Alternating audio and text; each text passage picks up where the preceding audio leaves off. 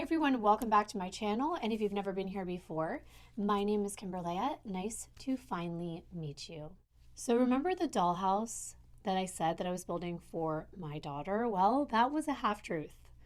I was actually building it for all of you because you see, murders happened in a place that looked very similar. So I recreated it to show you how all of those stories unfolded. Right away, before I get into the video, I have to let you know that I was inspired to do this entire story and project because of our sponsor for today. And if you ever wanted to skip an ad, don't this time. It's the very first video game company I've ever worked with. I love video games. I was so excited when they reached out to me and I wanted to do something very different and awesome. I told them I was going to literally build a dollhouse to recreate crime scenes that happened in the story. Before we dive in to the mind and the actions of one of the first known American serial killers while taking a tour of my custom-built Victorian dollhouse and all of its intricacies, I want to thank our sponsor for today, Bandai Namco. They just launched a new game in their Dark Pictures Anthology series, which includes 4 cinematic horror games, where the decisions that you make in the game determine the story and the outcome. So it's different every time you play, depending on your choices. Today I'll be showcasing the game The Devil in Me, and it's the 4th game in the Dark Pictures Anthology and the Season 1 finale in the series. The real-world inspiration for the Devil in Me game is a person, a historical character whose name still resonates today, and that is H.H. Holmes. Even if you think you don't like video games, or you don't play them, or you never have, I say get this game and try it, because this type of game is a cinematic game. It's different. It's more like a movie than a video game, and I was hooked the minute it started. These are my kind of games. These are the games I like. They look so real. Look at this. This right here is my actual gameplay. I'm about to show you the official trailer for the game, which will give you a sneak peek into what this hotel looked like, and then I'll set the stage with a little about the man behind all of the mystery and murder, H.H. Holmes. And you might have heard this story before, but you definitely haven't heard it told this way. I've created a replica of portions of the H.H. Holmes Murder Hotel that he used during the Chicago World's Fair to lure innocent people into thinking he was giving them a better life, when it turns out the only person he was trying to better was his narcissistic self. And there's so much to the story, so much I didn't know until I did my research.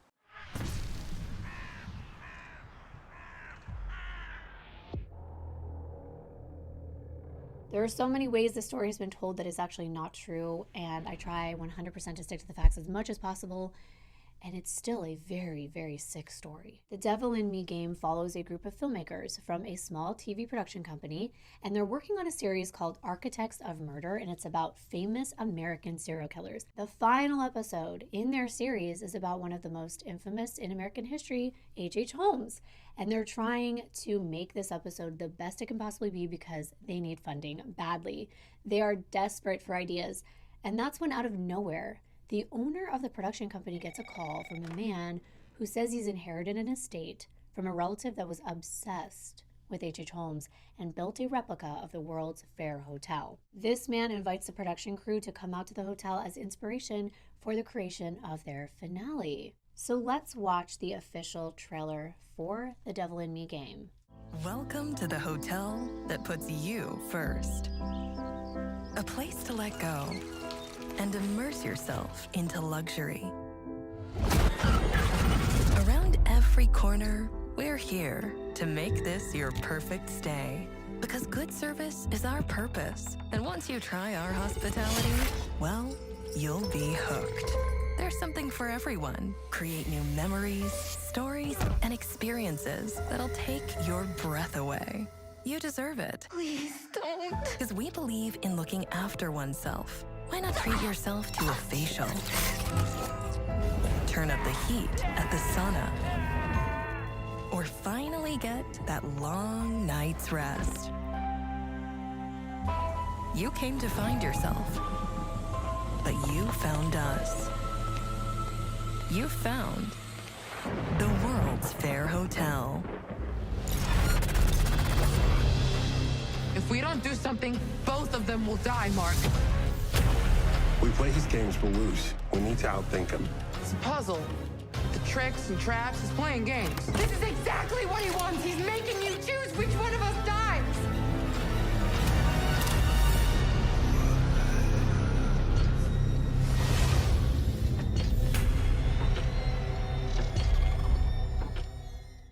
wow.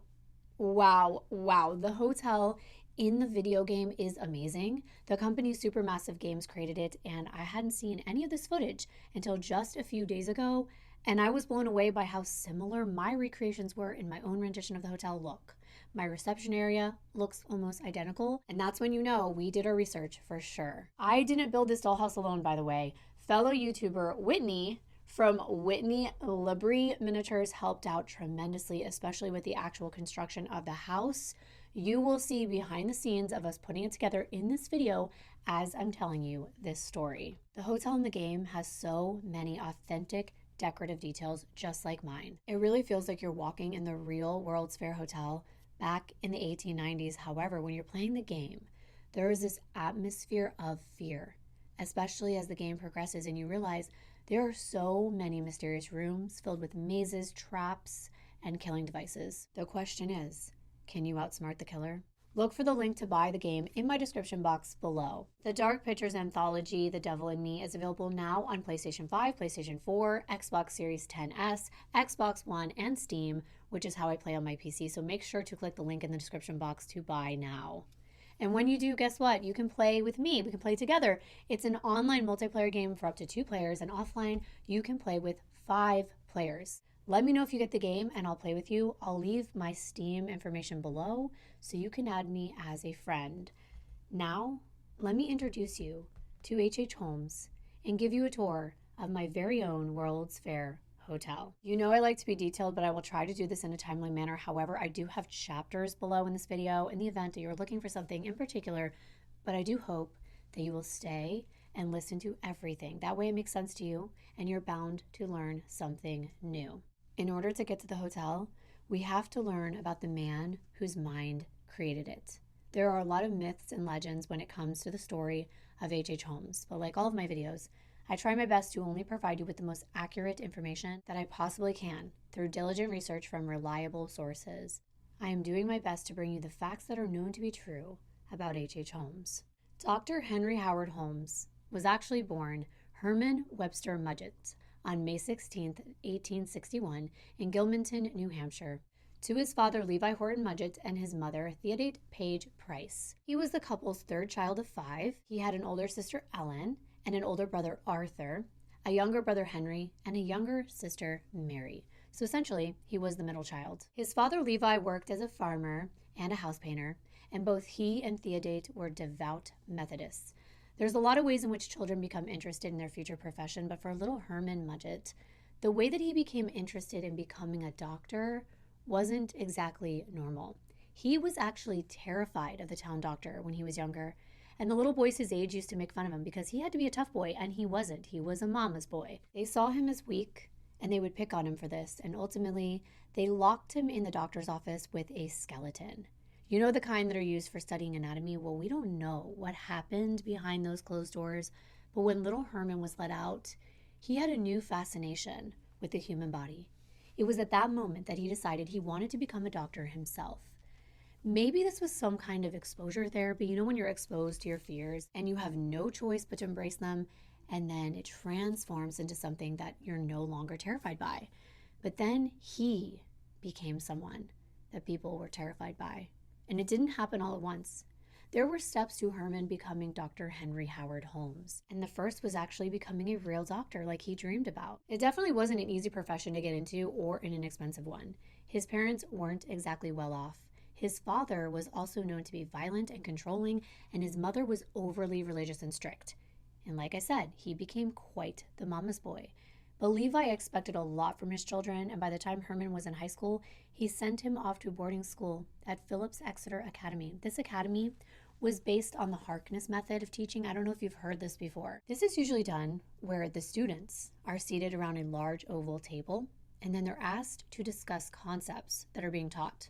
And they do this in an encouraging, open-minded environment with only occasional and minimal teacher intervention. All of this led Herman to become the way he ultimately was. He was intelligent, no doubt, but each of these aspects is another piece of the puzzle. He was only 16 when he graduated the academy, and he took various teaching jobs until he was bored and trying to come up with a plan to further his education, and he found one. His plan involved a woman with a rich father. That's what he wanted, so he set out to find one. Herman was good looking. He was charming, a smooth talker, and it helped that he was intelligent and cunning. A con man even at 17. He figured, I'll woo a woman, impress her with my intellect and determination to become a doctor. I'll share all my plans with her. We'll fall in love. And then we'll marry. And her father, of course, will pay my way through medical school because he wants his daughter to be well taken care of, financially and otherwise. Having a doctor in the family was very appealing back then, and dare I say, it kind of still is now. Well, things didn't go exactly as planned, because before he met the woman of his dreams, or that had the wallet of his dreams, he met someone else. While he was working doing odd jobs on a farm, he met the owner's daughter, Miss Clara Lovering. Herman let his heart win over his mind. He fell in love, forgetting all about his first love, money, for the moment anyway. And after a 15-month courtship, he married Clara on July 4th, 1878. They were both only 17 years old, and they kept the marriage a secret at first, and they even lived apart, just so that nobody would know they were married, but they just couldn't bear it any longer, so they finally told her parents, who approved of the union and gave Herman a job as a clerk at Clara's uncle's grocery store in East Concord. On February 3rd, 1880, Clara gave birth to their son, Robert Lovering Mudgett. Things seemed to be progressing normally in their relationship. Love, marriage, baby in the baby carriage, and we know the drill, but Herman wasn't satisfied. He didn't want to be a simple grocery store clerk, and he began to have thoughts about medical school again. He didn't have enough money to attend medical school, so instead he convinces his wife that he's going to move back to his hometown and start a medical apprenticeship. And he was going to do it with a man that was very well known, Dr. Nahum White. He specialized in human anatomy, and this man exposes Herman to his very first corpse. Dr. White is known to carry out very unusual and grotesque dissections of the human body. And at 18, after a year of working under Dr. White, Herman decides to finally enroll at the University of Vermont in Burlington. He's not making money, so he's forced to live in a boarding house that's owned by an old lady named Mrs. Brew. It wasn't the best situation, but Herman tried to make the best of it, and the best of it was Mrs. Brew's daughter. Herman was living like a single man. It was like he wasn't even married. He was flirting so openly with her. People thought that they were dating. It seems like this was a huge transition in Herman's life, when he truly realized what his passions were. At the top of his list, women. He was a real ladies' man, and after a year, he decided, you know what, the University of Vermont, it's not for me. He's more determined than ever to become a doctor, for various reasons, one of which is the fact that being a distinguished doctor easily attracts the ladies. The money would be great, and he is fascinated with the human body. As a matter of fact, Herman had become quite obsessed with dissecting cadavers. He was even caught with a baby's corpse hidden under his bed at the boarding house. And of course, he explained it away. I'm just doing some homework. I'm studying to be a physician after all. But an ordinary person, we would have seen that as very sick and twisted. But he was forgiven, and you will see this is a pattern with Herman. But I warned you, this guy is sick. He's deranged, really. Because it's one thing to have a passion to help people and want to become a physician, but it's quite another to bring your work home, especially when your work is a deceased human being. Who knows what kind of things he was doing to it, but you will soon find out what he ends up doing to others. I did a ton of research and found information in a ledger, a written record of the very first time Herman Mudgett signed anything that can be traced back in history. It was on September 21st, 1882, when he finally enrolled as a medical student at the University of Michigan Department of Medicine and Surgery. Clara and Robert actually moved in with Herman when he started his studies, but the marriage didn't last. Eventually, Clara decided to leave Herman because he only cared about himself. The little money he had was always spent on bettering himself and his career and not his family. He did little to nothing for Clara and their son.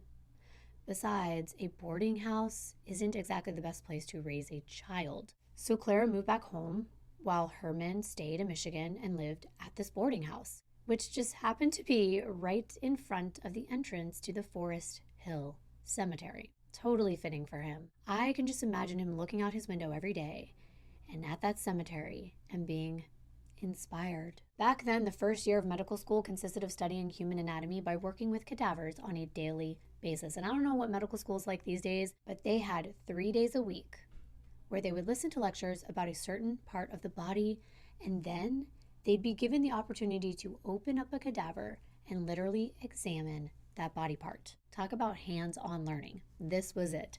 There was also a ton of medical terms and material that the students were expected to memorize in order to pass each class and graduate. It was grueling. Not only that, money made a difference. That's right. Back then, the rich kids were able to pay their way through medical school. They didn't have to do the grunt work that the poor students had to do. They could go sit on the grass in the quad, flirting with the ladies, while the low-income kids had to be elbows deep inside a human stomach. And Herman really didn't think that was fair. He despised the way that the rich kids got away with everything and did nothing at all. He could hardly pay his tuition. Back then, it was about $200 a year, and by today's standards, $200 in 1882 was about the purchasing power of about $6,000. And back then, it was a lot. Herman didn't know how he was going to make the next payment. He was taking things day by day, and one of those days, he stayed back examining a cadaver, and he overheard the school's medical coordinator, Doc Nigel, talking to somebody about trading a dead body for cash. Legally, the school had to acquire their cadavers through a diligent process with a lot of rules and regulations, and that process only allowed the school to gain access to enough bodies for about 20% of their medical courses. Their need was much greater. They were attempting to shape the doctors of tomorrow, and they wanted them to have full access to cadavers to study at an exceptional level. One that would have been impossible to do if it wasn't for an underground body trade that was happening illegally. Herman was smart. He listened. He knew what was going on. Some of the bodies that were being brought to the university were suspicious, and Doc Nigel would kind of turn a blind eye because he needed to acquire enough cadavers to satisfy the university so he could keep his job. Oh, and the fact that there was money being exchanged, that piqued Herman's interest for sure. This is when his master plan was really put into motion, and perhaps it's what created the serial killer in him. It seemed too easy. He lived right across the street from a cemetery. He could watch gravediggers preparing a fresh plot, then wait around until the casket was lowered, and then at nightfall, he could simply dig up the corpse, put the empty casket back into the fresh dirt, and be on his way. Cha-ching. I think because he was used to being so immersed in a world of cadavers, where they were more of an object than a person, he was able to separate the fact that these were human beings with families who deserved respect and dignity.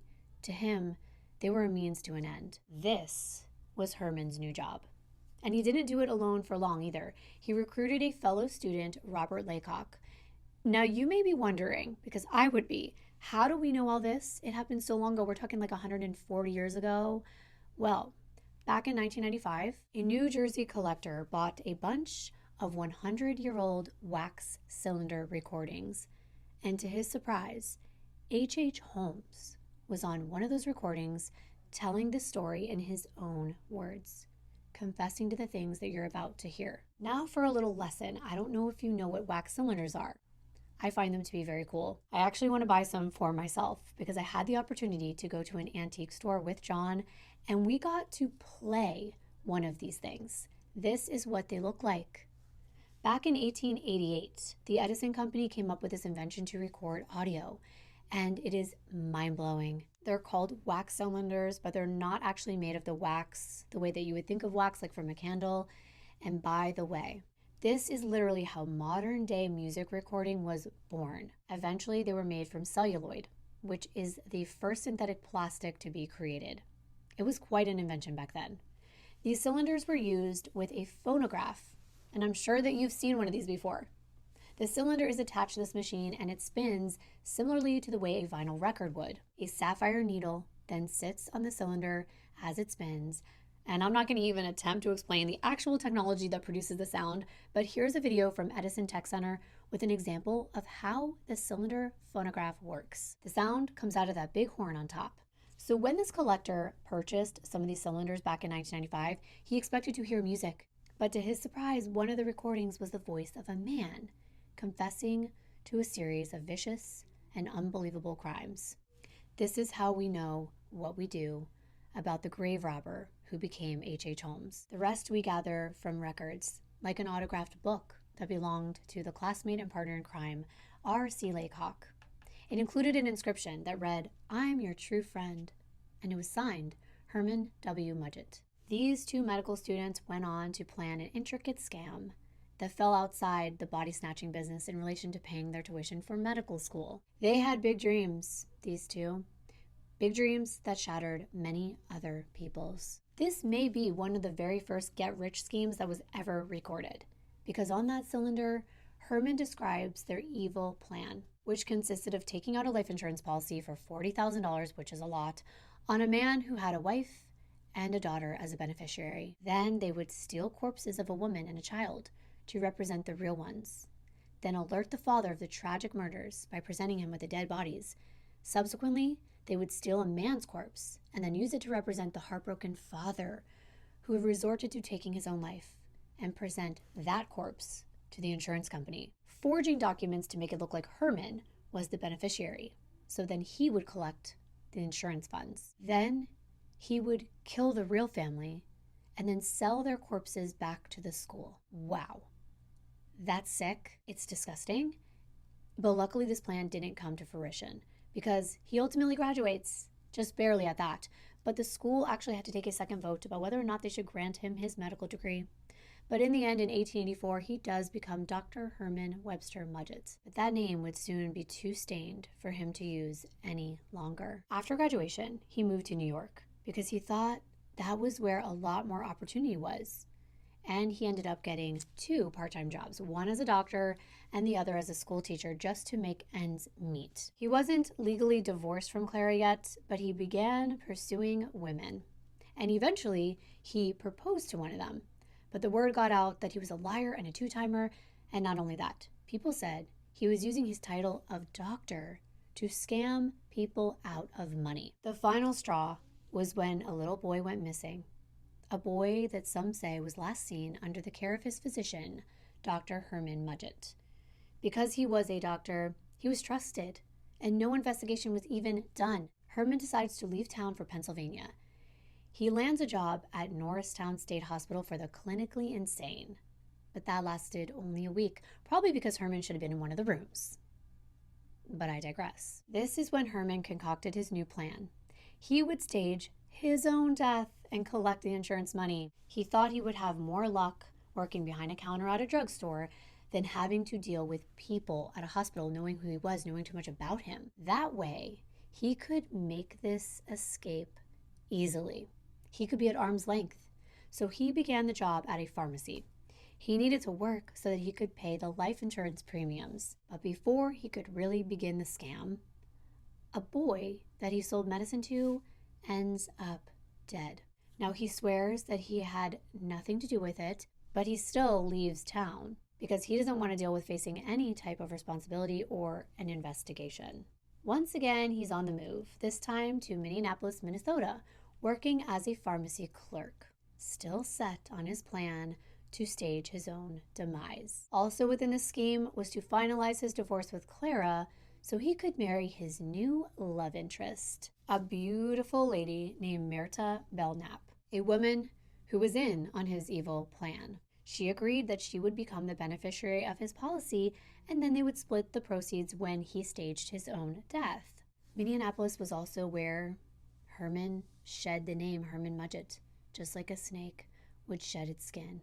Out with the old and in with the new doctor. Herman Mudgett was now Dr. Henry Howard Holmes. He married Myrta as Holmes, and she took that last name before his divorce was even finalized, and no one was the wiser. Then he insured his life for $20,000 and waited for the right corpse to come along. He had negotiated with someone at a local medical school, and the deal was that Herman, now Holmes, would be allowed to go into what's known as the dead room at the college and have a look at all of the dead bodies that come in every morning.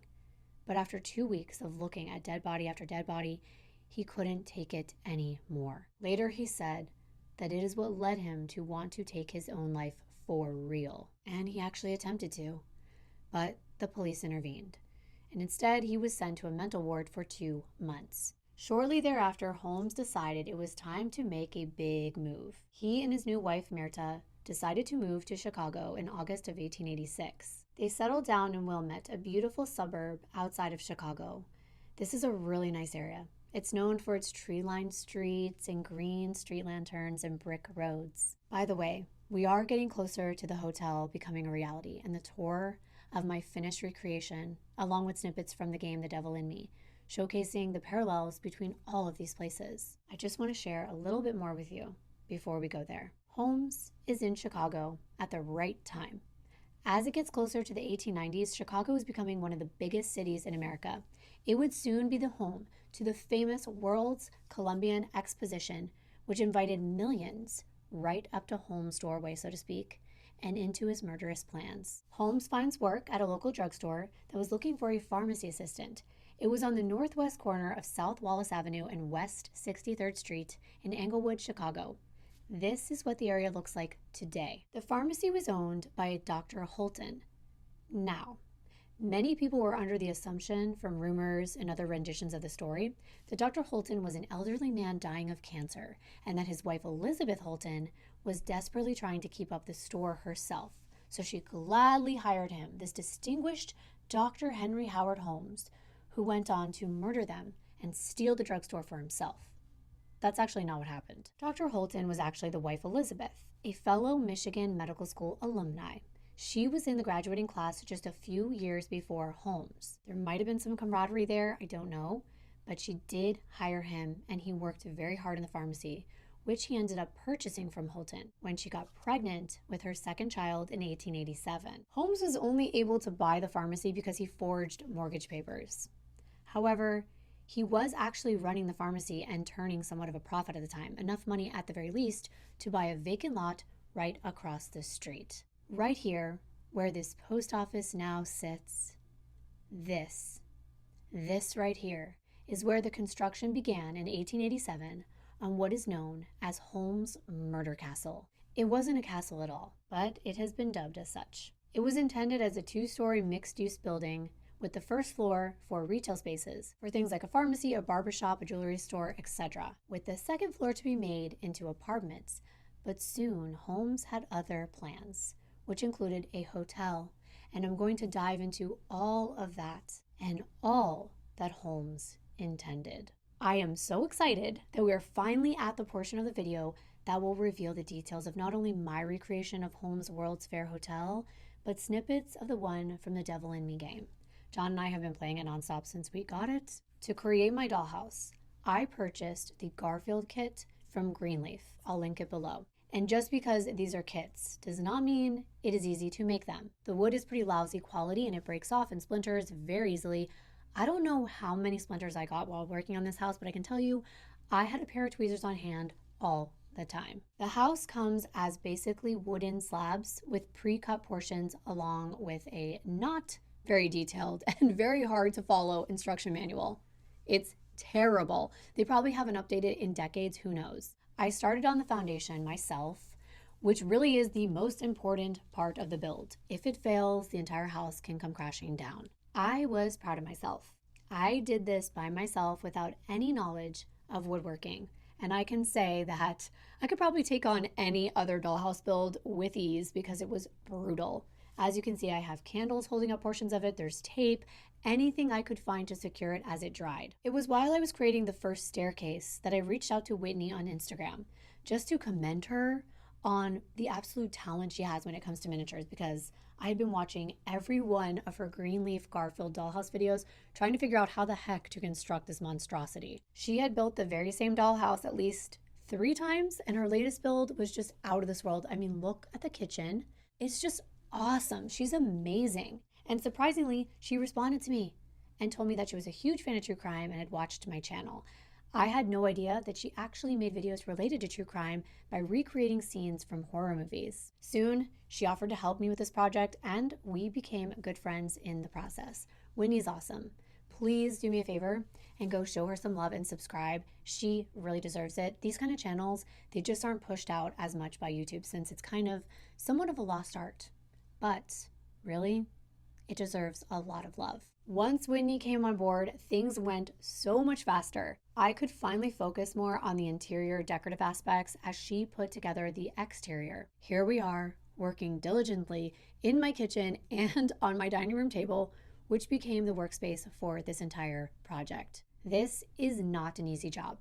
Whitney makes it look easy, and maybe I do too, with measuring and cutting and securing wallpaper to each and every room, or me installing these real hardwood floors, but it's grueling. However, it's worth it. I highly recommend building a dollhouse, or at the very least, a miniature one of some kind. So let's go back to the story for just a moment. Now, to fund Holmes's dream building, he was still doing what he learned in medical school, and I'm not talking about working as a legitimate doctor, but instead robbing graves of innocent victims and selling them to Chicago School of Medicine. He even sold their caskets for a profit. At first, there wasn't anything unusual about the construction of this new building. As it came together, it was used for what it was intended, a retail space with apartments for rent. But all that changed as the 1890s rolled around. Chicago was known as the second largest city in America, and it was in the running to be picked to host the world's Columbian Exposition, which is also known as the Chicago World's Fair. It was set to begin 1893 to celebrate the 400th year anniversary of Christopher Columbus himself arriving in the New World in 1492. Chicago won the rights to host the fair against places like New York City, Washington, D.C., and St. Louis. The fair was huge. More than 27 million people attended the exposition during the 6-month period that it was running. It was a very influential social and cultural event, and according to Wikipedia, the exposition covered 690 acres, featuring nearly 200 new but deliberately temporary buildings of predominantly neoclassical architecture, canals and lagoons, and people and cultures from 46 countries. When Holmes got word of this, everything changed. It was like something was awakening in him. That dream he had back in medical school, the one where he collected life insurance on that make-believe family that he hoped to dupe into his deadly plans, but it never came to be, well, it was like his mind wanted to create somewhat of a playground for this fantasy to become a reality. He never stopped being a con man. With the forged mortgage for Dr. Holton's pharmacy, even the architects weren't safe from his scams. His new plan was to find investors who would financially back him in creating a third level to his building to expand the living spaces he already had into hotel rooms instead of residential suites, with the purpose of housing the tourists who would come to the World's Fair in just a couple years. It would be huge and very profitable, legal even. Holmes would just innocently and kindly offer these wide-eyed, curious, and adventurous people a place to lay their heads and ease their minds. A luxury hotel as extravagant as the fair itself, with all the amenities it could offer, every new invention, pulling out every stop, so it would be the go-to place for anyone in attendance. It would be so sought after that it would constantly be completely booked. But Holmes wasn't an innocent man or a truly kind one. He only cared about himself and what he could gain from others.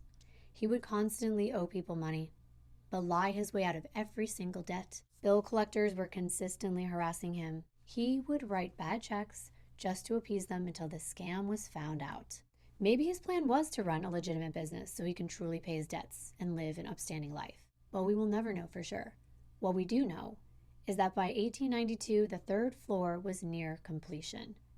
From what could be gathered from blueprints that have been obtained, it seems like he truly combined his entrepreneurial spirit with the devil inside of him. Now, we can't know for sure if he built the hotel with the intention to actually lure people from the fair into his hotel to kill them, but looking at the blueprints of the second and third floor, there were apparent blind walls that locked off certain hallways and doors, random alleyways leading in twisting, turning directions to nowhere, trapdoors, chutes with a laboratory. Why would you need those if this was just a normal run-of-the-mill hotel? Definitely seems more like a place you could produce corpses for sale and no one would be missed. These people that were traveling to Chicago were coming from all over the world. If they went missing, their family would probably assume that that was the risk they took by leaving home for an unknown place. This was the age of the postcard, not the telephone. It took a while to communicate with people that were far away.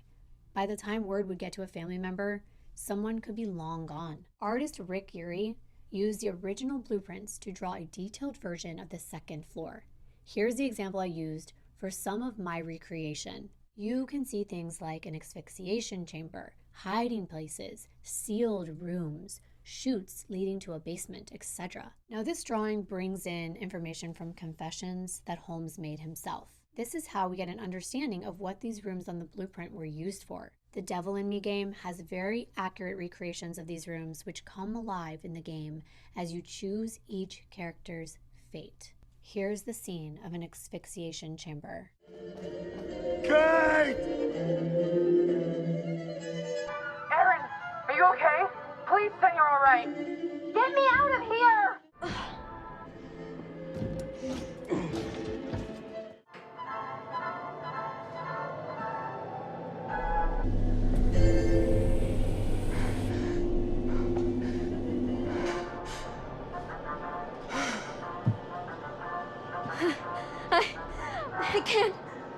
I can't breathe. Look, regulator switch. Will that give them air? No, not both of them. It's sucking out all the air. Whoever we point this lever at is gonna die. What? Apparently, Holmes also employed different architects for different portions of the hotel, making it hard for them to be able to know how the entire floor plan came together. He would only reveal part of the blueprints to each one, leaving certain rooms a total mystery. It was said that he employed over a dozen contractors and that Holmes was the only one that knew the exact layout of the entire building. He would also fire the companies, usually within just a few weeks after they began working on the building. This was because he couldn't pay them, and then he would just hire a new company under a totally different name. One of the carpenters that Holmes hired became a very loyal assistant to him over the years. His name was Benjamin Pitzel. He's a man with a criminal past. He had a wife named Carrie and 5 children, and they began living in the building while he was helping with its construction. But Benjamin goes on to help Holmes with much more, as you'll soon find out. So let's get into that now. By 1889, 2 years after construction began, Holmes's wife Merita gave birth to their daughter Lucy Theodette Holmes on July 4th. But soon, things would begin falling apart as the hotel came together. By 1891, though the hotel was not fully completed, its retail stores were up and running, and Holmes's pharmacy was the local place to go for all of your needed remedies. The common cold, or worse, he knew what would do the trick. It's also the go-to place to get a job that generously included room and board. Soon he hired a man named Ned Connor to work at his jewelry counter. Ned and his wife Julia Smith and their 8-year-old daughter Pearl moved into the second floor while the third floor was still under construction. Julia was beautiful, and the moment Holmes caught a glimpse of her, his second passion after money came into full focus. Women, more so sex and control. The rush of knowing that you could not only get any woman, but steal a man's woman was quite enticing to him, and he would lay it on thick from the get-go. Ned and Julia came to Chicago to start over. They were struggling financially, so when Holmes offered these beautiful rooms and money to people like Ned, they would do almost anything for him. And Holmes purposely picked weak men that he knew he could control. Here's my recreation of one of the rooms Holmes would have most likely rented out to his employees or even his guests. It has a beautiful canopy bed, a vintage desk, standing mirror, and all of this would have been absolute luxury to a family like Ned and Julia's. They would have been so grateful. And here's an example of a room from The Devil in Me. This couple, they come to the hotel as newlyweds. You see the jewelry counter right here full of rings. And the couple are led into this gorgeous room. And everything's so authentic. The wallpaper, the furniture, everything. I couldn't stop looking while I was playing the game. Thank you kindly, Mr. Holmes. Do enjoy your stay. If you'll excuse me, I have work to return to. I'm sure we'll see each other again soon.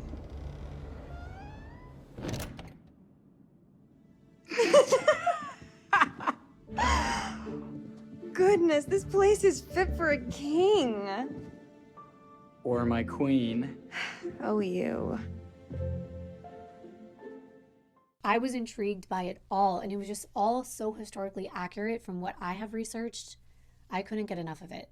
Holmes would have purposely chosen men like Ned because he saw them as weak, especially if they came with a beautiful wife. He knew these men could easily be manipulated, and he wouldn't even hide the fact that he was flirting with Ned's wife. While Ned was working hard in the jewelry store, Holmes was seducing Julia, showing her things that Ned could never show her, offering her a world that she could have never known if it wasn't for Holmes. The best of everything, including a job in his pharmacy. That was something people like Ned and Julia just wouldn't turn down. And it would give Holmes an opportunity to spend a lot more time with Julia. Let me show you one of my favorite parts of my dollhouse, the recreation of this pharmacy. I filled little glass bottles with my own fake potions and poisons that I concocted from things in my kitchen. You have a little gold cash register, and I love how you can see into other rooms of the dollhouse, which I will show you very soon. Holmes would have taught women like Julia how to identify different medicines and poisons as well. He housed many lethal drugs that he was able to have access to because he had a medical license. One of those drugs was called laudanum, which was a solution of opium powder in alcohol. And back then, this was widely used in small doses to treat insomnia or even help to keep crying babies quiet. But in larger quantities, it could kill you. As Holmes would train these women like Julia, he would show that he trusted them. He trusted them to keep these drugs safe, and this would also help gain their trust. Soon, Julia was looking at Holmes as not only her boss, but a potential suitor. He was everything that Ned wasn't. He could give Julia a better life, and Holmes wanted Julia too, and he got her. They started a hot and steamy affair. Any chance they could get to sneak away in one of the many rooms of the hotel and have sex right under Ned's nose, they did it. I made this portion of the house into Holmes's room. It includes a vintage writing desk with a real feather quill. I acquired this piece thanks to Whitney, who sold it to me, and it's perfect. Most of my wallpapers I actually printed from Etsy. I used many of the designs created by Artsy Miniatures and Pixel Market. They both had the most high-quality, historically accurate wallpaper printouts. I even went out and bought a decent quality photo printer, and I will link all of these resources for you because I know that some of you are going to want to build a dollhouse after watching this video. After I do my research, I'd go and find wallpapers on these Etsy stores that matched what I was looking for. I would buy them and then print them on cardstock and glue them to the walls before Whitney would glue them into place. That's the easiest way. Because once we were running out of time, I was forced to measure, cut, and glue some of the wallpapers after the walls went up, and that was a pain. I do not recommend it. My favorite wallpaper is the one I used in this bathroom. Here's a sneak peek. I'll get to that room soon enough. My favorite wallpaper from The Devil in Me was the one right here. I love this design, and I have a similar one in my lobby. Back to Ned. He was caught between a rock and a hard place.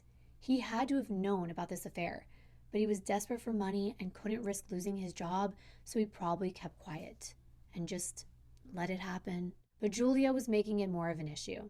As you can imagine, her love for Holmes was growing as her love for Ned was fading, and eventually Ned confronted Julia about everything. Once Holmes knew that Ned knew for sure, he wanted him out of the picture. Ned was only in the way. Some accounts say Ned quit and just left Julia and Pearl behind, but others say that Holmes decided to call Ned into his office and offer him a new opportunity. That sounds more like Holmes to me. He tells Ned he's been an outstanding employee, and now he would like to sell him his very own jewelry store for a measly few dollars. The store was far away from Holmes's hotel. All Ned had to do was sign on the dotted line and leave his wife and daughter behind and never come back. Now, Holmes could have Julia all to himself. So here's my recreation of Holmes's office. I saw many rooms back then that had animal heads on the walls, and though I am not a fan of hunting, I added it for accuracy, and I even added some gloves. Whitney sold me these amazing red velvet chairs and couch and table, and I repainted them to match the theme, with a clothing rack that I transformed into a gun rack, as well as a pool table, which I thought would be a nice touch for both Holmes and his guests. I got a lot of my furniture from an actual dollhouse store in Torrance, California called My Doll's House. And wow, That place blew me away. They had everything, including both new and vintage items, so I included both in this house. The pool table is brand new, but a lot of my paintings and other furniture pieces date back to at least the 1960s. Now back to Holmes and Julia. They were happy. Ned's out of the picture, and things are still hot and heavy. But as the months wear on and Holmes has gotten everything he's wished for, he begins to get bored, and his feelings begin to change. Especially because Julia is now putting pressure on Holmes. She wants to marry him. The thing is, Holmes is still married to Myrta. He's officially still living in a home with her in Wilmette. And he goes there almost every night. He has no intention of divorcing her. Myrta being at a distance allows Holmes to play, but then he still has a family he can go home to. He somehow juggles his wife and daughter, plus women like Julia. To his wife, Myrta, Holmes is known as a loving husband and a family man and a great father that doted on their daughter and always had to have a pet because he loved animals so much. It's so interesting to me how these killers can keep this facade and mask their true character. Because Holmes had no intention of marrying Julia. And as a matter of fact, he was still putting out ads for new pharmacy assistants. It was, like I said, out with the old and with the new, a revolving door of pretty, young, innocent women that he could manipulate for his pleasure. It makes me so mad. I genuinely do not like him. I hate him. One of these women was Emmeline Cigrand. She came highly recommended by Benjamin, who had been away at the Keeley Institute for a few weeks undergoing a treatment known as the Gold Cure for alcoholism in Dwight, Illinois. Dr. Leslie Keeley ran this institute that was known to be able to cure alcoholics of what Keeley referred to as the disease of alcoholism. And his cure was injections of bichloride gold. Patients of the institute would stay in the hotel that actually resembled a spa. It was like an upscale rehab center. It offered peace and comfort and a place to get sober. All of the patients would receive injections of bichloride of gold 4 times daily for 4 weeks. This treatment was seen as more of a snake oil in the medical profession, and many doctors were skeptical of its efficacy. But Benjamin was willing to try it because he was struggling with alcoholism for a very long time, and in order to keep his job and his head on straight, he underwent the treatment. While he was there, he met a beautiful young secretary, Emmeline Cigrand. She was in her early 20s at the time, and she was on a whole new level of beauty, mostly because she was intelligent and classy. It wasn't long before Dr. Holmes was writing to Emmeline about working for him. She would become secretary for his soon-to-be World's Fair Hotel, with their grand opening less than a year away. And he would be paying her double what she was already making, so of course she agrees. All the while, Julia is still in the picture, although Holmes had his sights set on trading her in for his new love interest. It was the same story over again, and it's said in one of the documentaries that I watched that Holmes used the pharmacy like a spider would use a web, to entice women, trap them, and then do away with them, one after the other. Of course, Julia caught on. After all, she's very smart, and she confronts Holmes about Emmeline, realizing that she's seeing a pattern here. Call it jealousy, heartache, normal expectation, Julia is fed up. It's been months and months, and she's living with Holmes, and she's working for him, catering to all of his needs, in more than one way, of course, and there's no ring, no proposal. And she has no idea he's already married. His wife, Myrta, has been explicitly warned never to come around the hotel. Julia finally breaks down, and she admits that she's pregnant with Holmes's baby. And that means, according to Julia, they have to get married. There's no other option. Well, that's all Holmes sees, his options. To him, that's simply not the case. I hate thinking about how much this woman probably loved him, how happy she was, and what she felt like thinking that she was actually going to become Mrs. H.H. Holmes. But right after he presents her with the ring, he says that there is one condition for them to be married. She has to get an abortion. What a piece of crap. How dare he?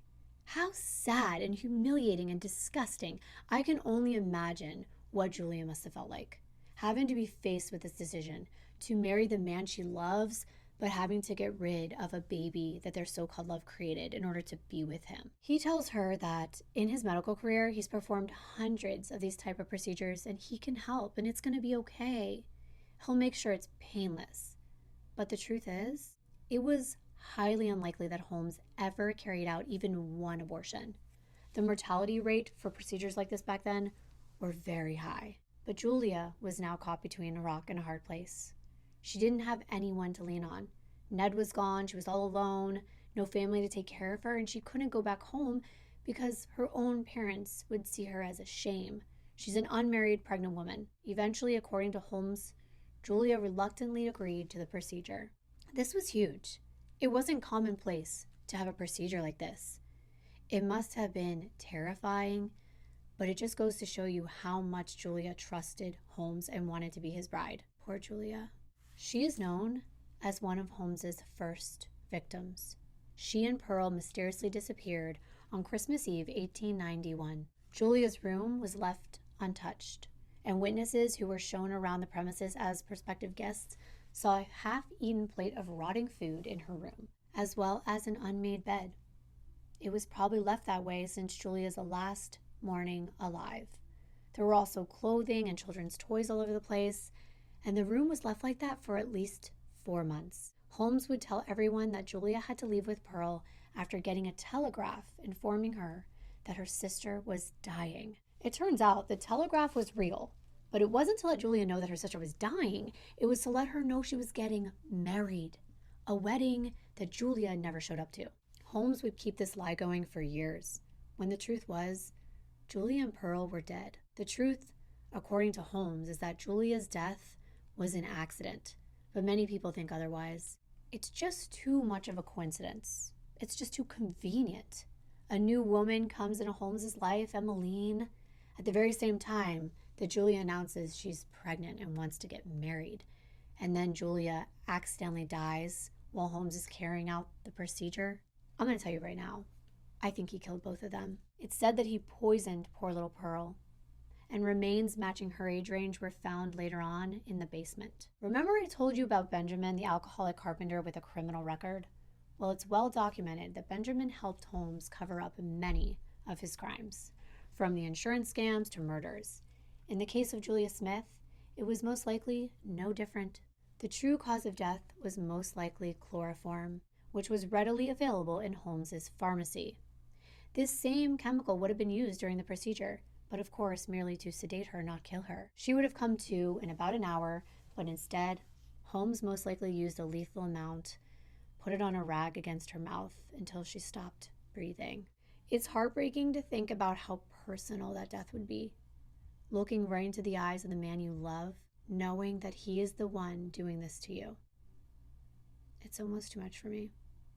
It's so unbelievably sad. He just disposed of these women like they were nothing, and he'd be on to the next one. It seems like it's a few months shelf life for each of the women in Holmes's life, at least the mistresses like Julia and Emmeline. Emmeline was working alongside Holmes, but the records I read stated that she never actually lived in the building with him. She was very professional, having come from a previous corporation, therefore she most likely decided against actually living in the building owned by her boss. However, it is widely accepted as truth that Emmeline most likely began an intimate relationship with Holmes, or maybe she didn't. Either way, she ultimately met her demise when Holmes lured her into an airtight vault in one of the building's bedrooms and turned on a poisonous gas to fill the room until she was unable to breathe. I read that it was Holmes's interest in Emmeline that almost ended his marriage with Myrta. He had told her many times, "Do not come up to the building while I'm working." Besides, she was like 30 miles away caring for an infant. But one day Myrta comes, and she comes unannounced. Either she wanted to surprise Holmes, or maybe she suspected something. But either way, she supposedly witnessed Holmes flirting with Emmeline. And as she continued to spy, she sees him kissing, or at least attempting to kiss, Emmeline. So when he comes home that night, it's said that Myrta confronts him. And of course he denies it. Probably tried to gaslight her. That's the typical behavior for a narcissist like Holmes. But yes, he denies it. And probably turned it back on her, getting upset for her dropping in unannounced after he told her not to. It wouldn't be the first time he explained away instances of flirting by insisting he just worked closely with his female employees. It was in nothing more. Yeah, right. It makes me so mad. I hate liars. I despise men like H.H. Holmes. Holmes doesn't like to be put in these complicated situations. When it happens, He tries to get rid of the problem by getting rid of one of the people involved. And that is why Emmeline was most likely killed. It's said that Holmes had gas lines built into the structure. He could turn them on at any time. Plus, each room was equipped with a peephole that was undetectable to guests, so he could spy on each of them and witness deaths like Emmeline's. The Devil in Me showcases a lot of peepholes. Here's one that really stood out to me. This one in the room the couple I initially showed you stayed in. Holmes would watch them as he plotted their murders. I love it. Good! Victory is mine. I'll let you have that bath now.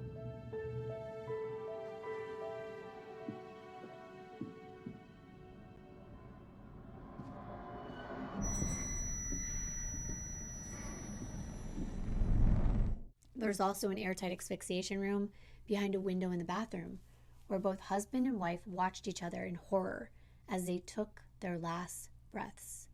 So sad and so sick. This whole scene really stood out to me because of the way the rooms were designed, because it was so similar to the one I created in my dollhouse. I've recreated 2 different airtight rooms. First, I'll show you the one that sort of matched the Devil in Me. It's behind the bathroom wall in my dollhouse, hidden by this painting. Once it's removed, it's a window looking inside the airtight gas chamber, almost identical to the Devil in Me before I even played the game or knew that they would have a similar one. Unreal. Then I also created another one that's similar to the one Holmes supposedly used in Emmeline's case. It's right here, in this really pretty Victorian bedroom inspired and created in connection with my best friend and fellow YouTuber, Laura Jane Atelier. Her channel is all about 20th century American history with a focus on old Hollywood vintage beauty and pop culture. She's an expert in all things vintage, and she gave me photos of bedrooms from the late 1800s that she liked, and this is the very first time that she's going to see me reveal the one that I created with all of her ideas. Here are the photos she provided. I did my very best to recreate the room. I custom made the vanity with velvet material, and it has this cute little sitting area with authentic vintage chairs in front of the bay windows, actual carpet, vintage wallpaper, wireframe bed that resembled the metal ones back then, and more. I absolutely love creating this room, and a big thanks goes to Laura for all of her inspiration. Check out her channel. She does deep dives into old Hollywood stars and their stories, favorite beauty products, scandals, and more. Behind this fireplace, you will find a vault, which is also a gas chamber. You can tell these are my secret rooms because each of them have a distressed floor and walls, and I got these printouts from Pixel Market on Etsy, and wow, do they have a great collection of abandoned dollhouse wallpapers and flooring printouts. Holmes actually did use the vault to store cash and checks and other valuables, and Emmeline, being his assistant, was most likely privy to all of that. Its location, its contents, everything.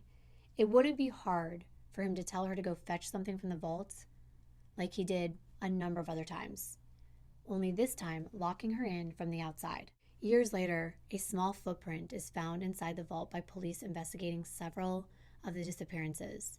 The footprint seemingly belonged to a woman, and it's thought to be that of Emmeline Segrand. The most accurate records that I've read say that the most likely scenario is that Emmeline rejected Holmes' advances and would not live in the building as he wanted, and he couldn't control her, so he locked her in the vault, turned on the gas, and she suffered a slow, painful, and terrifying death. Now, from what I read and saw in the blueprints, there were various chutes in the hotel layout, which were said to have been made in order to easily and secretly dispose of Holmes' victims' bodies. Benjamin would most likely assist Holmes with this task. Holmes would dump the victims into the chutes that led down to the first floor or the basement level, and then Benjamin would retrieve the bodies and dispose of them by placing them in barrels of acid. I didn't have a basement built out in my dollhouse recreation, but I did have a chute of sorts right here in a closet in the first bedroom I showcased. Though probably not to scale, I did take out a few floorboards that would allow access to a hidden area on the first floor. I haven't showed you this yet. This one is behind this decorative hutch in the music room. It opens to reveal a secret room where I imagine Holmes' victims would be dropped from the levels above and picked up by Benjamin. Whitney helped me construct a fake wall from a cardboard Amazon box. I wallpapered it as though it was part of the authentic green leaf build-out, and I made it as a part of my pub. This is one of my favorite rooms in the entire dollhouse. a place where guests could be entertained with music, food, alcohol, and snacks. And although probably not historically accurate, I had to add my favorite drink, Dr. Pepper, and some Lay's potato chips. I love the wallpaper and the flooring in this room. I've always loved black and white tile. As far as the barrels of acid are concerned, I didn't create a basement. I made all of that happen in the tower of my dollhouse, which is situated right outside this doorway of Holmes's bedroom. I felt like he would want to be close to his handiwork. I made it accessible but undetectable from the outside. Inside this portion of my build-out, there's barrels of acid as well as various tools similar to those said to be used by Holmes in the process of disposing of his victims. Carbolic acid is a chemical that dissolves flesh, and the other barrel contains bleach that was used to whiten the bones after the flesh was gone. The cleaner and whiter the bones, the more money Holmes could get for them. This was his new business, killing guests and selling their corpse to a man named Charles Chappell. He was a mechanic that was employed by Chicago's Hahnemann Medical College, and his expertise was transforming corpses into medical exhibits. Well, Holmes definitely sent a lot of business Chappell's way, each time with a new reason for the victim's death. For Emmeline, her body was most likely sold to Chappell under the guise of her death being from tuberculosis, which is a lung disease also known as consumption, and it was a widespread issue back in those days. Chappell wouldn't ask questions as long as he got what he bargained for. What an evil business these men were in. After all, Holmes needed the money. He had a family to support. Yes, Myrta and little Lucy, who by all accounts he absolutely adored. It's not uncommon for serial killers to have a wife and kids at home. Many of the most prolific ones did, or at least long-term commitments. The Green River Killer, BTK, the Golden State Killer, just to name a few, all had wives, and they were living double lives. It's like they wanted it all. Emmeline disappeared right before Christmas in 1892. Perfect timing. Holmes got to spend the holiday with his wife Myrta and his young daughter, rebuilding those relationships after his infidelity. The gifts were probably purchased with the money he made from selling Emmeline's corpse. How sickening. All was forgiven. Holmes made a promise to Myrta that Emmeline was gone for good, and nothing like that would ever happen again. Life went on for the couple, but not for poor Emmeline. When people inquired about Emmeline's whereabouts, even a detective sent by her family came by. Holmes would tell them she went off to marry some guy named Robert Phelps, and she was probably on her honeymoon. The thing is, none of Emmeline's friends or family had ever heard that name. The only name they did hear was H.H. Holmes. But when the relatives came a-knockin', Holmes was prepared. He even made up fake wedding announcement cards and had them sent to her family. Back then, though, it was pretty uncommon for announcements to be typed. They were usually handwritten, so that was definitely suspicious. Holmes even had newspapers run the announcement in the paper. Later, he would actually give out clippings of the newspaper article whenever somebody would inquire about Emmeline's whereabouts. It's been said that during Holmes's trial, a witness saw him and Benjamin carrying a heavy trunk away from the building, which was believed to be filled with Emmeline's body, since it was estimated to be around the same time of her disappearance. Now it's the time Holmes had been waiting for. It was finally here, the Chicago World's Fair, and Holmes Hotel was conveniently and purposely given the name the World's Fair Hotel. That way, when tourists were looking for a place to stay, it seemed fitting. It was easily marketed as the place to stay when you were in town. It was May 1893, and the fair would run until October, with plenty of time for Holmes to test out his new hotel and all of its special rooms. However, it has been noted that the third floor was never actually finished, that it didn't house any hotel guests after all. Instead, it was used as Holmes's office and other rooms only used by him. It's been said that some of the upstairs bedrooms were used to hide furniture and appliances that he bought on credit and could never pay for. That way, when bill collectors came, they couldn't find these items since they were stored in secret rooms, unable to be seen from the hallways or the corridors of the hotel. Hence, why I created my third floor rooms the way that I did. I created this upstairs hallway containing a chessboard and a more private sitting area where I imagined Holmes would get away, spend time drinking, hanging out with his main man, Benjamin, or entertaining ladies with his pool or chess skills, away from the prying eyes of hotel guests. Speaking of hotel guests, Holmes put out ads looking for pharmacy clerks, barbers, etc. to work in his retail spaces. With employment, you either received free room and board in the hotel or a discounted rate. The rooms were extravagant for those times. It was like walking into complete luxury. Most people hadn't seen anything like it before. Holmes deliberately went above and beyond, knowing his evil plan would produce profit well worth it. Holmes's hotel would have been very enticing to young women just setting out in life on their own, independently, traveling to the World's Fair for new opportunities, better jobs, and to begin their careers. Not only that, Holmes himself was quite a man to work for, a hot boss who's a doctor and owns this extravagant business. He could offer them the world and they were ready to accept it. Women like Mini Rayford Williams. Holmes met Mini years earlier on a business trip when he was in Boston. She was working as an actress, and when they met, Holmes was going by yet another alias, Henry Gordon. That's what Mini called him. Mini was originally from Texas, where she lived with her uncle after being orphaned as a child. This uncle was a wealthy businessman, and Mini owned a piece of land worth over $50,000, and that piqued Holmes' interest in Mini right away. But they didn't reunite until after Emmeline was out of the picture and the World's Fair was in town. Mini wrote to Holmes letting him know that she had just moved to Chicago and was in the area for the fair. Right away, Holmes offers Mini a job at the hotel and she accepted. Now at the time, even though his hotel was up and running for the most part and guests were staying there, he wasn't turning a profit. Not at all. Instead, he was so far in debt that there was a new bill collector knocking on his door every day. Aside from being a serial killer, Holmes was a serial con artist. And by 1896, he was involved in over 50 lawsuits in Chicago alone. These lawsuits were for many of his scams, which involved using his wife's name and even his wife's mother's name and many other people's names to obtain lines of credit to fund the hotel's construction, among other things. And when the creditors figured it all out, they came for their money. So now he's got detectives poking their head into the hotel, as well as creditors coming to collect on their debt. It was getting to be too much for Holmes. Lots of people were going missing in Chicago at the time. It was almost an epidemic back then. But the police began to realize that many of the people who went missing were there to attend the World's Fair, never to be seen or heard from again. Holmes' name comes up more than once.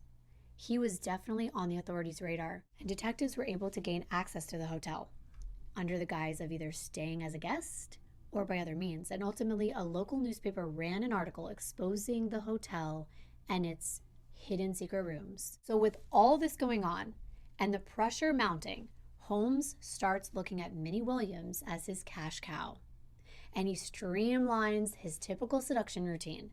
Within just a month, Holmes pops the question, and of course, Mini, like many others, says yes. Remember, this man is still married to Myrta and his first wife, Clara, under two different names, Herman Mudgett and H.H. Holmes, and now he's marrying Mini as Henry Gordon. It wasn't long before Mini was writing home to announce her upcoming marriage.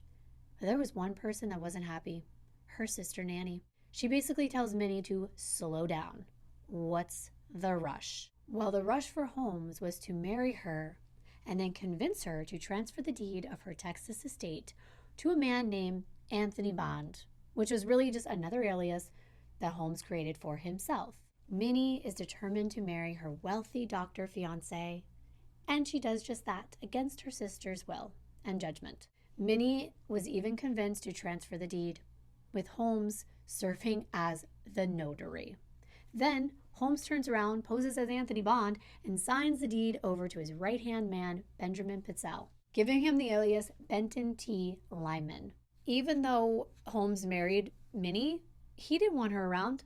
So instead, he persuades her to rent out an apartment in Chicago's Lincoln Park, which is not cheap. But her sister wouldn't stop nagging. She was getting in the way of Holmes's plans. She would advise Mini not to sign any documents to any of her property, her bank accounts, or her inheritance. So Holmes had to put a stop to it.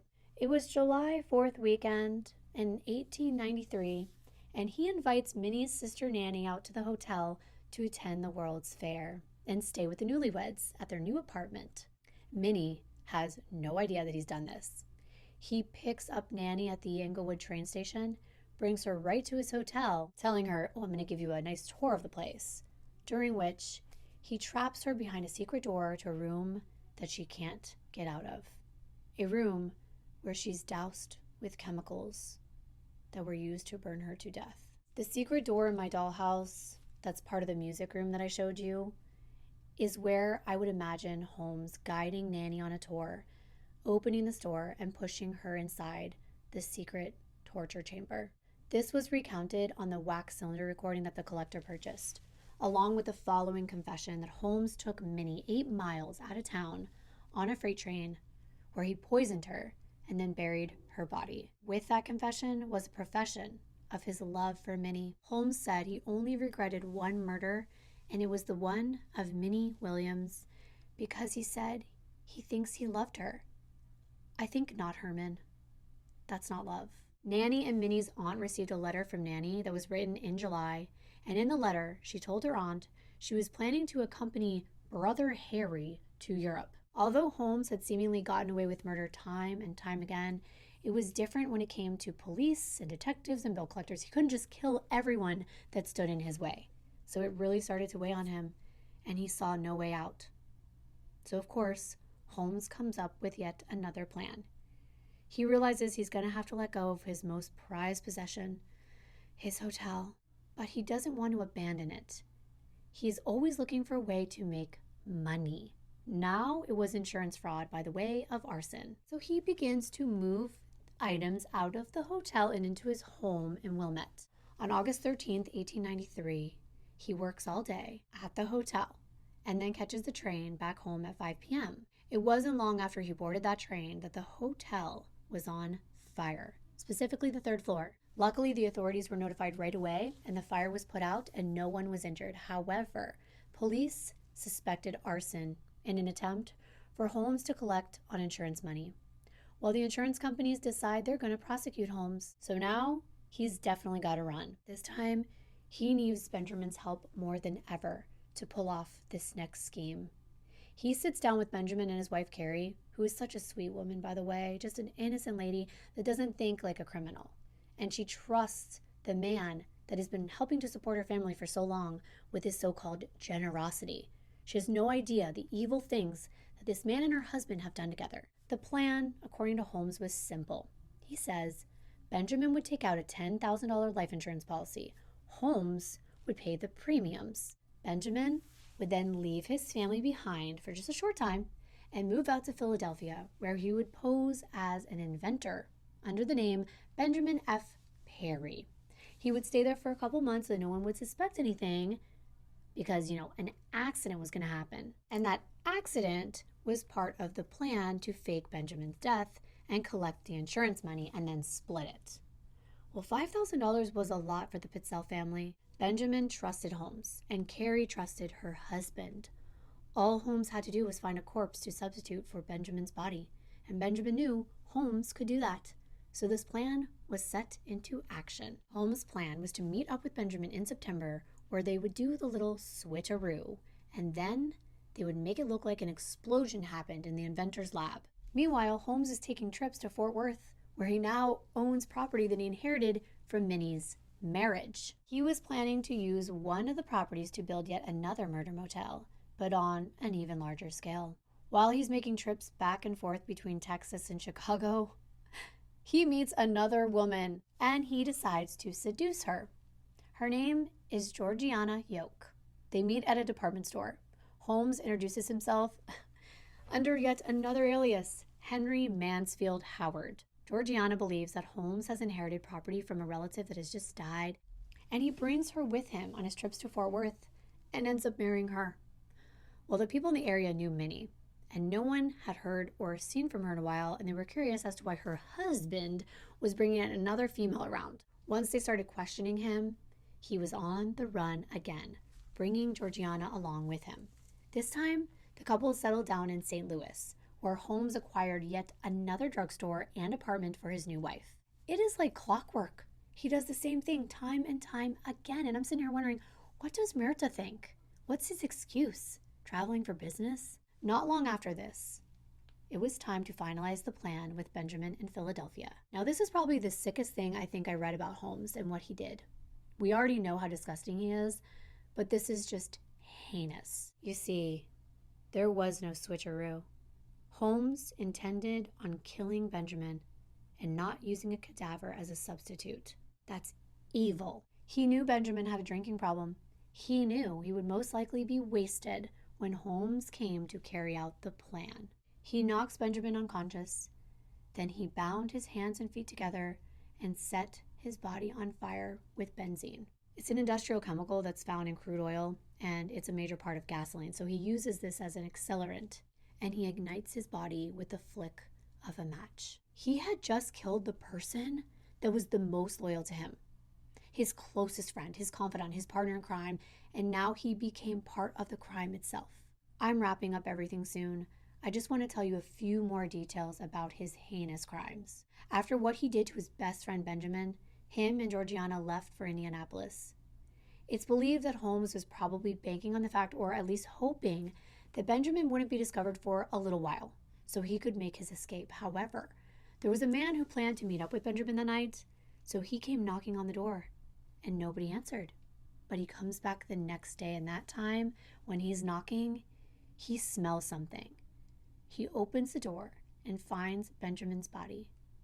At first, it's actually ruled an explosion, until later, when the medical examiner found chloroform in Benjamin's system, which we know Holmes most likely used to knock him unconscious. But for some reason, the death was still ruled an accident. Carrie, Benjamin's wife, she reads a newspaper article about her husband's death. However, she's still thinking this is part of the plan, but it's still shocking reading something like that, and she's kind of freaking out. She wants answers from Holmes. He assures her it's not Benjamin, and everything went according to plan. What a liar. The thing is, Benjamin's body has to be identified by someone in his family in order to collect on the insurance claim. And at this point, Carrie doesn't want to go. She doesn't want to make the trip. So her 15-year-old daughter, Alice, goes back to Philadelphia with Holmes. And in order to shield her from actually seeing her dad in the state that he was in, even though that she's been told it wasn't really her dad, and she's in on the plan, they expose only his teeth and they say, "Do these look like your father's?" And of course she says yes. So they cut the check. All the while, Carrie thinks, and everyone believes, that this is really a substitute for her husband and that he's still alive. The thing is, Holmes starts to realize that this family knows way too much, so he's going to have to take care of them. He tells Carrie that they have to relocate to Indianapolis, where Benjamin would be meeting up with them very soon, just as soon as everything died down. He tells her, "I can't move your entire family all at once because it's going to look suspicious." So he says to Carrie, and this is just disgusting, that he needed to take the family members there one by one. But what he's doing is killing them, one after the other. The first one to go was Benjamin's son Howard, who was only 8. And I'm not going to tell you exactly what he did to him because it's just uncalled for, and we're talking about a child, but he got rid of him. And not soon after that, it was Benjamin's 2 daughters, 15-year-old Alice and 16-year-old Nellie. Supposedly, he tells Carrie that he's got to go to Toronto because that's where Benjamin's going to meet them now. But it's really because he doesn't want to raise any suspicions, because he's already killed someone where he is at the moment. As soon as he carries out those 2 murders, he's on the move again. They took place in a trunk, an actual, luggage trunk for clothing. He took them one by one and placed them inside and shut it. And then apparently there was a hose attached to it where gas would go inside. It was like a portable asphyxiation chamber. I'm not going to tell you all the different places, but he just kept moving Carrie and her remaining kids while lying to her time and time again about her husband still being alive and just knocking off her children. At this point, she only has 2 left, her eldest daughter and her youngest. All the while, he's also moving around his new wife, Georgiana, and hiding all of this from Myrta. Even though Holmes's murders sound brutal, the ones in the game The Devil in Me are said to be the most brutal out of all of the other games in the anthology. I can attest to that. I'm telling you, they are really gruesome. Play the game for yourself and find out. Guys, somebody's in here with me. Oh, God.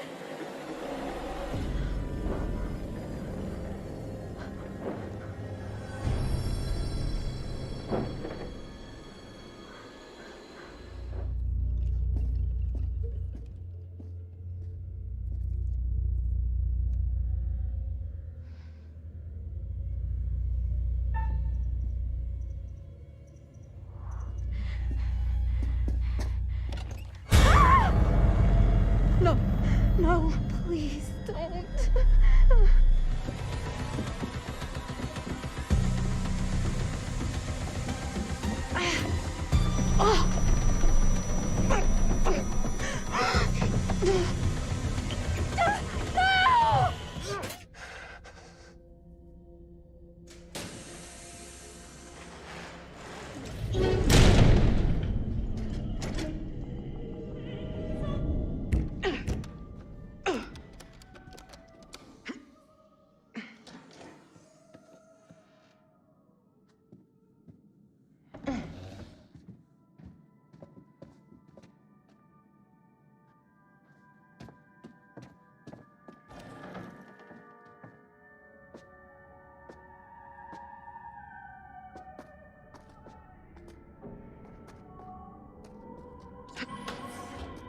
Praise the Lord. What's he doing?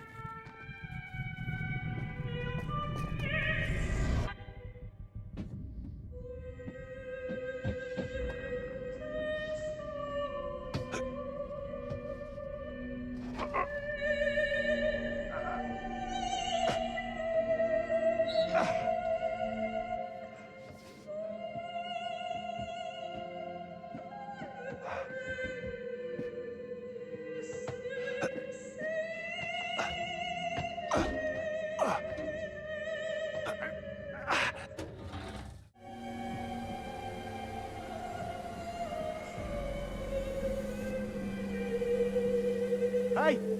Hey, hello! I'm here! What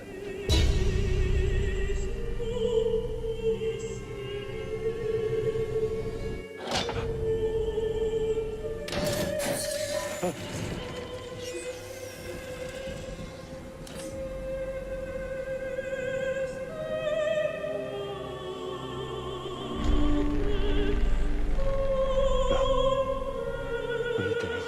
Don't.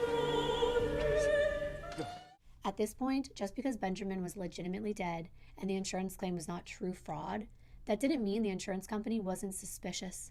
So they hire a Philadelphia detective named Frank Geyer to figure out what's going on with the claim and to find out where the missing Pitzel children were. On November 17, 1894, Holmes was in Boston with Georgiana when a group of detectives from the Private Pinkerton National Detective Agency tracked him down from Philadelphia and arrested him for the outstanding warrant in Fort Worth for theft. Holmes's reign of terror was finally over, but his lying and scheming wasn't. He told police that Benjamin was alive and well and on the run, and he swore that the body wasn't his. It was a stolen corpse. Detectives weren't buying it, but that didn't stop newspapers from selling those lies. The headlines about Holmes being this prolific grave robber made him into an overnight celebrity. And while he's in prison awaiting his trial, as the narcissistic man Holmes was, he decides to write a memoir. That's right. He wrote a series of autobiographical documents revealing and confessing to all of his crimes. However, most of it was crap and lies. It was like he was high on being a celebrity criminal, and he just rode that wave. But the truth began to come to light the more evidence was collected. By July of 1895, Detective Frank Geyer finally located the bodies of Benjamin's two daughters. By that time, they were decomposed in a cellar of a Toronto home. This is what Geyer had to say in his own words. "The deeper we dug, the more horrible the odor became, and when we reached the depth of 3 feet, we discovered what appeared to be the bone of a forearm of a human being." Geyer followed more clues back to Indianapolis and found 8-year-old Howard's teeth and bit of bone in the chimney of a home that records indicated was rented by Holmes during the time Howard went missing. In October of 1895, Holmes was put on trial for the murder of Benjamin Pitzel. We don't know everything that was said at trial, but we know that Ned Connor was one of the witnesses, as well as Carrie Pitzel herself and his third wife, Georgiana. Here's the scene from The Devil in Me, which includes Holmes speaking at the trial, and these became infamous words, which become the title for the game itself. "I was born with the devil in me," also saying, "I could not help the fact that I was a murderer no more than the poet can help the inspiration to sing." I think we've heard quite enough. Enough? Oh, I've barely begun, Your Honor. You don't seem to understand.